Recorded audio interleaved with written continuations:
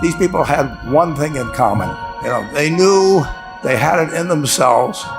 They knew they could be something beyond where they were. They were willing to put their time, their energies to better themselves. What you really could do with more skills, it's just remarkable. So I would like to just tell you a couple of short stories, and we'll draw maybe a couple of lessons from them. I would like to tell you of two women that each sold a business to Berkshire Hathaway, to me actually, for many, many, many millions of dollars. Both of them started with $2,500. By a coincidence, it was the exact same amount. It was everything they had in the world. And one of them was a woman who landed in Seattle in 1917, couldn't speak a word of English, had a tag around her neck. The tag said Fort Dodge, Iowa.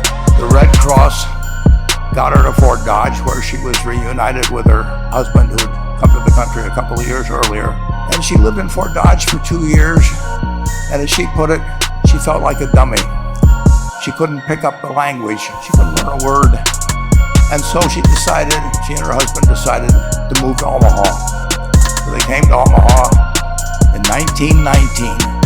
And there she found a small colony of Russian Jews, so she started feeling more at home. And then as her oldest daughter went to school, she would come home, this daughter, Frances, and she would teach her mother the words she learned in school that day. And this woman, Rose Blumpkin, spent 20 years saving money, bringing first her siblings over, her mother and father, $50 at a time. She sold used clothing to do it. She had 4 children during this period. And by 1937, after 20 years, she'd saved $2,500. She went to Chicago and she bought what she could of furniture. Her dream had always been to open a furniture store.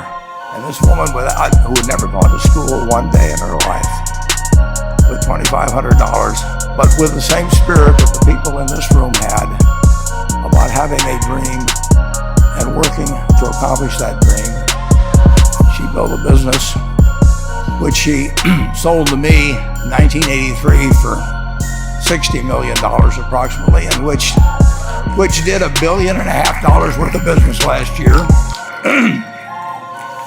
The 4th generation is working in that business. This woman, Rose Blumpkin, she worked for me until she was 103. And